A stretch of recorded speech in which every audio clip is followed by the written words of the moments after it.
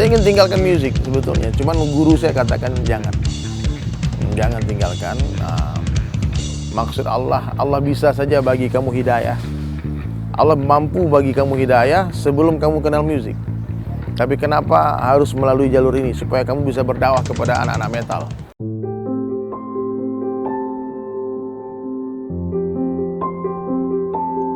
Assalamualaikum warahmatullahi wabarakatuh. Saya dari Sulaiman, dari Jakarta ya. Seorang seniman yang sekarang lagi sibuk berdakwah.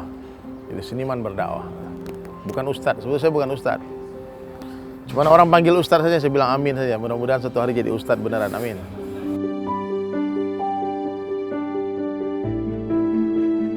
Jadi semua kita pasti punya masa lalu ya.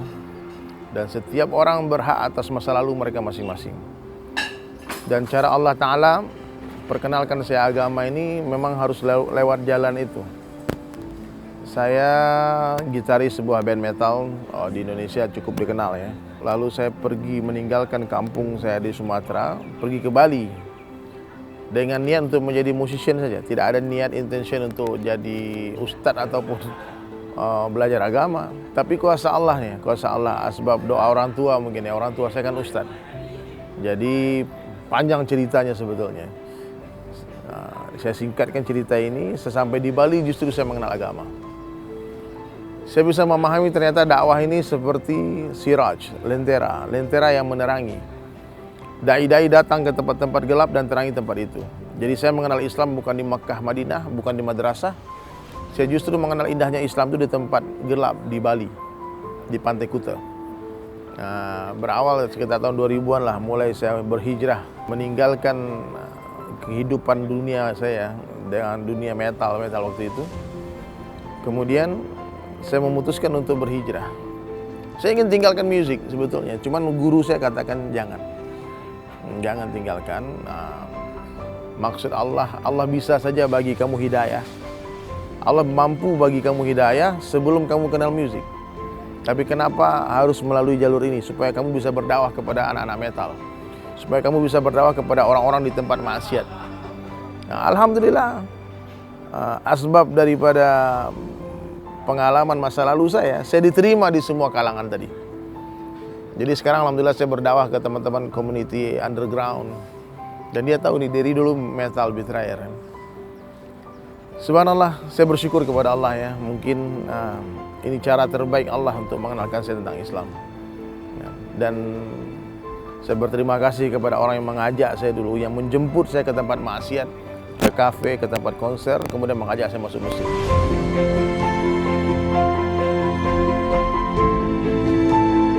Ya, saya Islam dari kecil, dari lahir saya Islam. Cuman ada sekelompok orang sekecil saya yang menurut saya ini tidak baik. Mereka berdakwah dengan tidak hikmah, sehingga saya berkali-kali saya dihakimi, dihukumi, ini haram, ini neraka, ini bid'ah, ini macam-macam lah. Sehingga saya tidak merasa nyaman dengan agama waktu itu. Karena hidup saya di seni, saya suka melukis, saya suka main musik, sampai saya berpikiran saya mau cari agama lain saja. Saya berpikir, kenapa ada orang seperti ini? Baru saya memahami ternyata agama yang betul itu bukan yang belok kanan, bukan yang belok kiri, tapi yang lurus, yang di tengah-tengah. Jadi ada sebagian orang terlalu bersemangat dalam berdakwah, terlalu bersemangat sehingga dia lupa keadaan orang yang dia dakwahi. Makanya Allah hantarkan dengan beberapa orang yang seperti itu, sehingga saya pergi mencari. Akhirnya saya di Bali, saya temukan indahnya Islam. Ternyata Islam itu indah. Tidak ada yang lebih indah dari Islam, terlalu indah untuk dirusak. Islam itu dalam, tidak ada yang lebih dalam dari Islam, terlalu dalam untuk didangkalkan.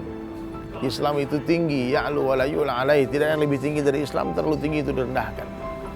Islam itu luas, tidak ada yang lebih luas dari Islam, terlalu luas untuk disempitkan. Saya jumpa dengan ulama-ulama, dengan guru-guru yang hikmah, yang hatinya luas, dan menceritakan bagaimana hukum hakam dalam agama. Baru saya putuskan saya harus jadi orang Islam yang baik. Saya mulai perbaikan dari hal yang paling mudah. Apa yang paling mudah? Memperbaiki penampilan. Itu paling mudah. Saya tinggal potong rambut saya, Yang dulu dreadlock panjang, saya gundulkan rambut, saya ganti fashion saya. Menurut saya itu yang paling mudah. Karena untuk memperbaiki iman, memperbaiki amal ini sampai mati nggak akan berhenti. Kalau kita harus menunggu baik dulu iman kita, baik amal kita untuk memperbaiki pakaian kita, sampai kapanpun kita tidak layak pakai ini. Dan saya menganggap dengan pakaian inilah yang membantu saya untuk berhijrah. Ini jadi pagar diri saya untuk terjauh dari maksiat lagi. Kalau udah pakai gini kan tak mungkin kita mau ke tempat hiburan malam, ke tempat maksiat. Kalaupun ke sana pasti buat dakwah. Orang-orang pun, teman-teman pun dia malu untuk ajak kita untuk bermaksiat. Jadi menurut saya cara yang terbaik untuk memulai hijrah itu apa? Mulai dari hal yang paling mudah, memperbaiki penampilan kita. Insyaallah bang, kalau antum berpakaian menunjukkan declaration ya, kita umumkan kepada dunia kalau saya orang Islam, saya orang baik, maka orang akan perlakukan kita seperti orang Islam. Ya, orang malu mengajak kita maksiat. Nah, baru pelan-pelan saya menjaga sholat di masjid 5 waktu berjamaah. Nah, sunnah dihidupkan, baru saya datang ke majelis-majelis taklim, hidupkan taklim harian, taklim di rumah. Pokoknya pelan-pelan bertahap-tahap lah. Insya Allah ya, kalau kita mulai satu langkah pertama itu akan menuntun langkah selanjutnya. Mulai saja dulu.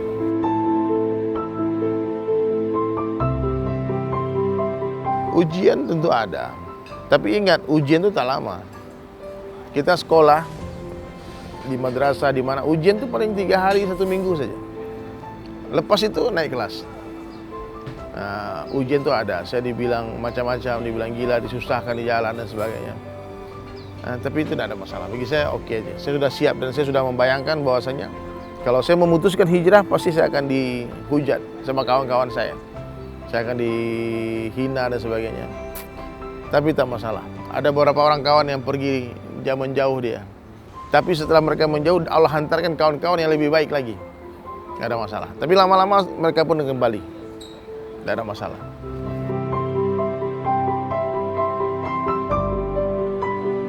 Jadi saya hijrah ini kan melalui metode yang diajak oleh teman-teman tabligh. Belajar meninggalkan dunia sebelum meninggal dunia dengan cara khuruj fisabilillah. Jadi setiap bulan itu kita luangkan masa 3 hari di masjid. Dan saya merasakan 3 hari itulah saat-saat terindah dalam kehidupan. Setiap tahun 40 hari, kayak masa ini saya 40 hari. Saya berkeliling dari masjid ke masjid. Selama 40 hari itulah kita istirahat fikir dunia, istirahat dengan perkara-perkara dunia, kesibukan dunia. Di sanalah bisa rasakan kita khusyuk, manisnya iman itu terasa. Jadi dengan metode ini, dengan cara ini, saya rasa semua orang akan rasakan manisnya iman.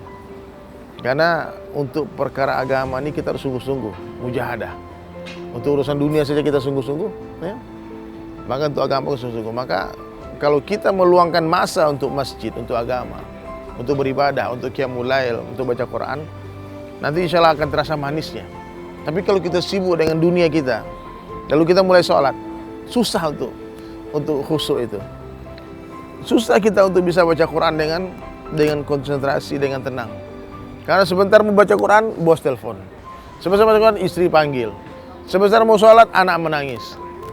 Nah, maka mesti setiap kita, kalau kita betul-betul pengen hijrah, luangkan masa untuk Allah, bermesraan dengan Allah. 27 hari kita urus dunia, 3 hari khusus untuk agama. Jadi saya rasakan nikmatnya agama itu ketika khuruj fisabilillah, kita keluar jalan Allah. Nikmat. Dan saya rasa semua orang Islam pun kalau coba ini, cara ini, dia akan rasakan nikmatnya agama. Hari ini orang katakan tak nikmat agama. Kenapa? Karena agama tak sempurna kita amalkan. Kita punya kereta nih tak sempurna, tak bisa dibawa, tak nikmat kalau dibawa. Meskipun semua ada, semua petrol ada, ini kereta mewah mahal, juta dolar harga. Tapi satu roda dia tak ada anginnya, satu roda aja. Maka ini tak akan terasa nikmat membawa kereta itu. Agama begitu juga. Kalau ada perkara-perkara kecil yang kita tak sempurnakan, maka tak nikmat agama terasa. Hari ini sholat kita tak sempurna, buru-buru. Baca Quran tak sempurna, zikir tak sempurna, salawat tak sempurna, qiyamul lail tak sempurna, karena dunia. Nah, maka mesti kita berhijrah.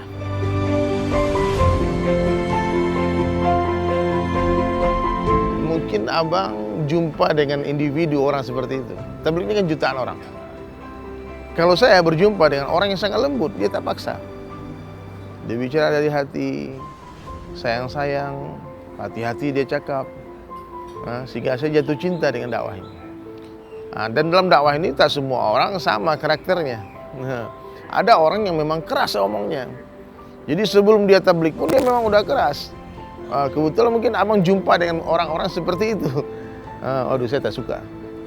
Padahal tidak. Yang diajarkan sebetulnya bagaimana kita mengajak orang sebisa kita, semampu kita.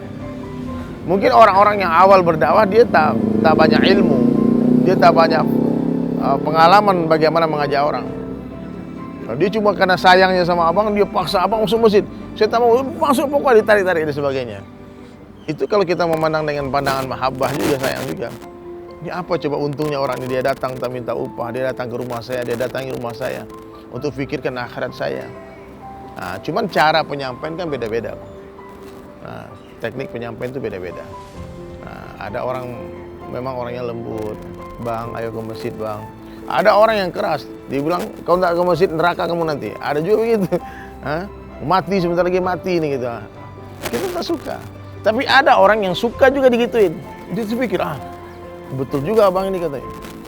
Ya, kayak saya punya pengalaman kan. Saya pergi berkeliling dakwah sama teman saya, dia mantan gangster. Dia pernah bunuh orang, pernah masuk penjara.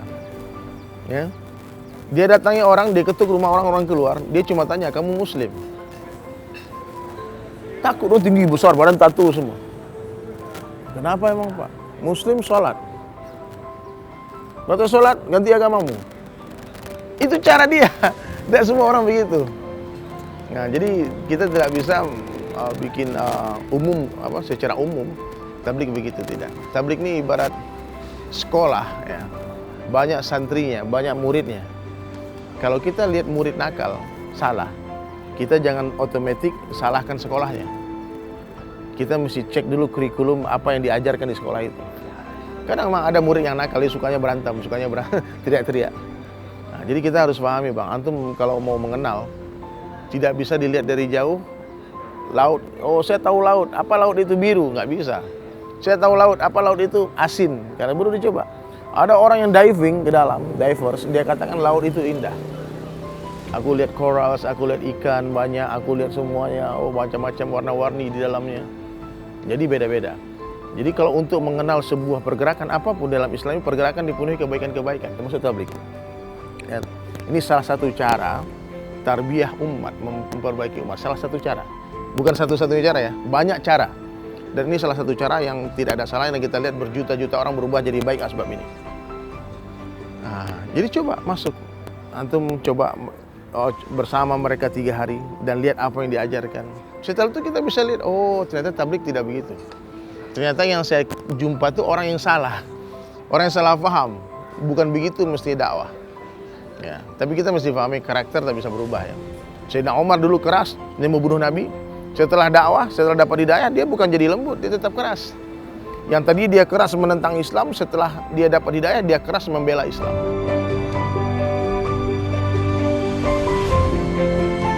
Maka teman-teman ya, semua yang seprofesi dengan saya, pekerja seni, artis-artis, selebritis, kita harus yakin dulu yang pertama, yang membagi rezeki itu Allah. Ya. Pekerjaan ini asbab saja, tak ada hubungannya. Banyak juga selebritis tak ada duit, banyak juga. Ya. Jadi tidak usah khawatir, tidak usah takut. Bahwasanya mentaati Allah ini justru akan mendatangkan keberkahan rezeki kita. Berkah pada rezeki ini seperti manis pada gula. Untuk apa kita punya gula 1 kontainer tapi tak manis? Ya. Dengan mentaati Allah, jaga sholat berjamaah, kita akan Allah berikan keberkahan rezeki kita. Hari ini orang banyak dapat duit, banyak dapat uang, duit yang ringgit, tapi tak berkah.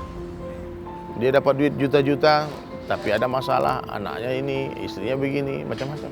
Tak bahagia dia. Tapi ada teman-teman yang hijrah banyak kita lihat, yang banyak teman-teman yang hijrah baik di Indonesia ataupun di Malaysia, mungkin duitnya tak sebanyak dulu. Nah, bahkan ada juga yang sebaliknya, dengan hijrah bertambah uangnya, bertambah duitnya. Jadi jangan khawatir, uang itu tak ada urusannya dengan perkara-perkara ini. Ya, bahkan orang kafir pun Allah bagi duit ya. Dunia ini nggak ada apa-apanya. Maka pesan saya kepada teman-teman, alihkan cinta dari cinta dunia kepada cinta akhirat. Ya, Yang kedua, alihkan yakin dari yakin kepada makhluk menjadi yakin kepada Allah. Yang ketiga, alihkan yakin dari mal, dari harta menjadi yakin kepada amal. Mulai perbaiki diri, mulai dari hal yang paling kecil, mulai dari diri kita, dan mulai sekarang juga. Mulai dari hal yang paling kecil, apa saja. Apa yang pertama harus kita perbaiki kalau hijrah? Perbaiki sholat.